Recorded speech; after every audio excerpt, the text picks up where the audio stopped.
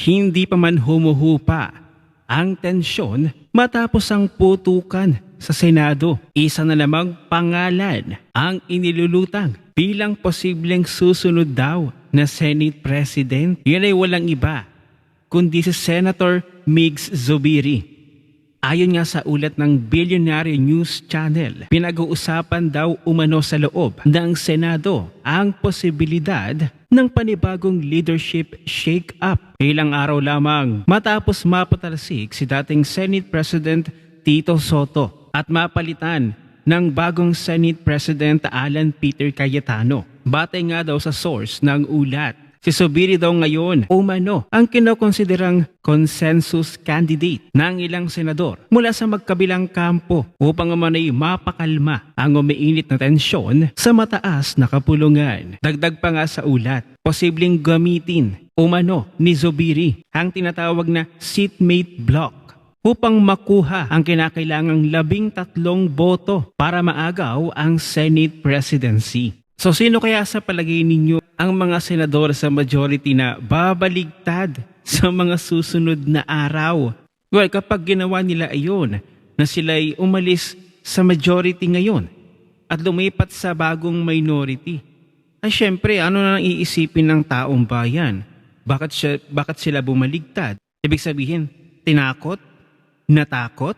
Kayong okay na ang majority block na ito sa Senado, ang Brave 13 na kung tawagin ngayon ng taong bayan. At sana sa ating 13 senador na ito, please naman manindigan kayo. Huwag kayong matakot.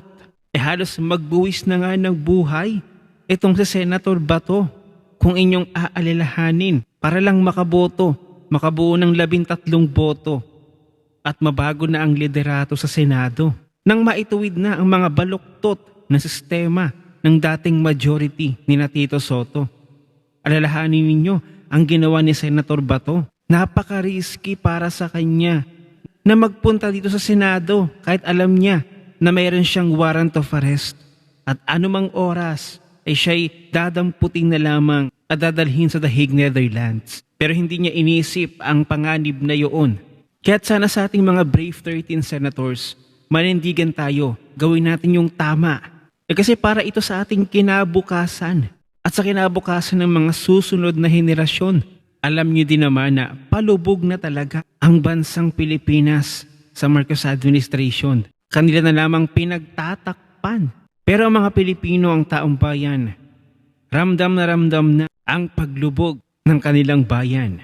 At sa ating Brave 13 senators, nasa inyo ang pag-asa ng taong bayan. Sa inyo na lamang kukuha ang taong bayan aasa ng katotohanan, ng hustisya para sa bayang ito. At kayo din ang inaasahan ng taong bayan. Pero para naman kay Senator Mig Zubiri, pag-isipan mang mabuti kung iyong ninanais at mag-aambisyon ka na maging Senate President at kalabanin mo pa ang 13th majority na ito, ay talagang masisira ang political career mo nito. Pero sa aking palagay, ay kaya kabado ang minority dahil sa magiging pagtakbo ng investigasyon sa flood control scandal. Sigurado hindi na ito tungkol sa usapin ng impeachment, kundi ito tungkol sa flood control. Kung paano nila iimbestigahan ito at kung madadawit ba ang ilang mga pangalan sa mga senador. Abangan natin yan. Samantala, panoorin naman natin ang video na ito na kung saan talagang ginamit ni Senator Dante Marcoleta ang word na naglulupasay sa galit itong si Tito Soto at ang ngayong minority sa mga senador dahil nautakan sila ni Senator Bato. Panoorin natin ang video na ito. Alam nila kasi na meron na kaming 12 votes. Opo. Ngayon, binabantayan nila yung inaakala nilang makukuha namin. Senator Bato. Bantayan nila yung isa. Opo, Di ko na muna sasabihin ng Yes, pangalan. yes, oo. Si Bato kanya, wala yan, hindi Hindi makakarating. bang, yan, tama. Ngayon, para sa ganun, makasiguro sila, abay, pinayagan nila yung NBI na nandun na kagad. Sa baba. Maaga pa lang. Maaga pa lang nandun na Ah, maaga pala. It's another, parang another shield of guarantee. Na talagang hindi. Kasi nga takot na takot eh. Ako rin naman, wala naman akong alam na. Kasi Planado naman, pala. Pag-asa, makakarating naman si Senador Bato. Senador Bato dahil sa... Alam natin ang kalagayan niya eh. Diba? Bagamat sa sarili ko naman sana dumating si Senator Bato. Hindi ko lang alam, paano kaya mangyayari yun? 1 milyon ang naghahanap sa kanya. Paano kaya makakarating? Nangyari nga ang hindi nila inaasahan. Biglang dumating. Nasalisihan. Yun ang kanilang Pinanggagalaiti. pinanggagalaiti na yan. Paano nyo nakalusot yun? Paano nakapasok dito yan? Oo, para ko nang nakikita ng halos sila, naglulupasay lahat eh. Tama ba yun?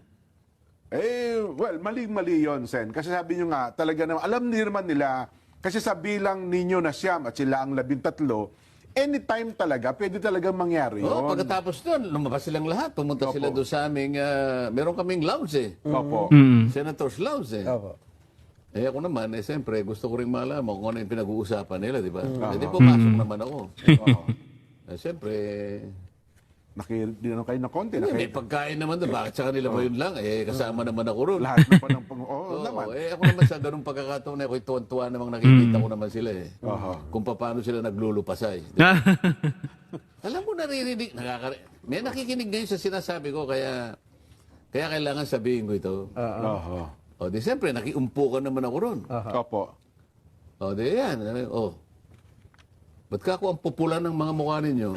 Ano ba yung mga iniinom nyo? Alam nyo naman siguro, ako na sabihin. Yes po. Talagang ano eh. Ang sasama ng loob. Sabi ko, malagihay na kayo.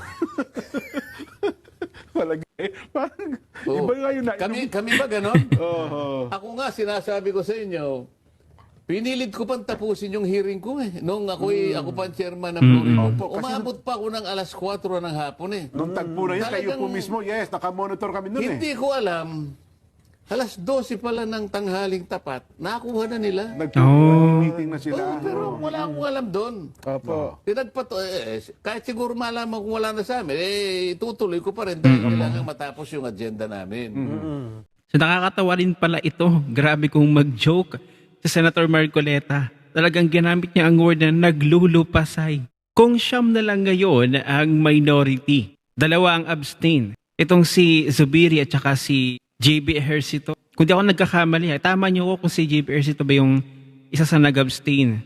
So magiging 11 sila. So 2 pa yung tatrabahuhin. Minority nila Soto para kumbinsihin na lumipat sa kanila, para mabalik sa kanila ang liderato, para maging 30 ng boto. Kasi itong 2 to, si JV Ejercito at saka si Zubiri, kunwari lang yan abstain. I guess, sa opinion ko hula ko lang, baka naghihintay pa sila ng dalawa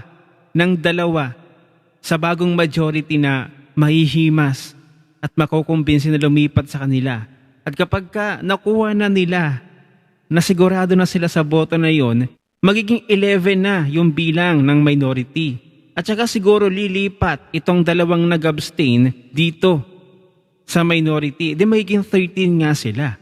Yun ang naiisip ko na plano nila. Kayo ba? Ganun ba yung naiisip ninyo? Pero I wonder kung sino yung 2 sa minority na kanilang makukumbinse. Abay, sana'y wag naman. Kasi itong si Senator Joel Villanueva, maaari pa itong makumbinse. At saka itong si Senator Chis Escudero. Yung 2 Villar, hindi na yan. Hindi na sila natatakot sa administrasyon na ito. Si Pia Cayetano naman, hindi na yan nilipat kasi sa nangyari, naputukan doon sa Senado. Hindi na lilipat yan. Lalo na't ang Senate President ay ang kanyang kapatid. Si Lauren Legarda naman, hindi na rin yan lilipat kasi grabe na kung birahin. Kinakasuhan na ng administrasyong ito ang kanyang anak na si Congressman Leviste. So hindi na lilipat yan. So magkakatalo na lamang dito kung makumbinsi nila itong si Joel Villanueva at si Senator Chis Escudero. Yan pa yung mga posibleng 2 na maaari pa nilang mahimas. Pero sana wag namang mangyari na mayroon pang humahiwalay sa ating brave 13 senators na kahit isa sa kanila ay huwag nang makumbinse ng mga minority na ito. Alalahanin nila ang naging sakripisyo ni Senator Bato makapunta lamang sa Senado. ay maaari nga siyang dakpin at kunin ng NBI o kung sino man ang huhuli sa kanya. Hindi niya yun inisip, mas inisip niya ang kapakanan ng Senado at ng bansa para matuldukan na at mapanagot na ang nagnakaw sa kaban ng bayan. Sa tingin ninyo, sino kaya sa brave 13 senators ang maaari pa nilang mapakiusapan na lumipat ulit sa bagong minority ni na Tito Soto?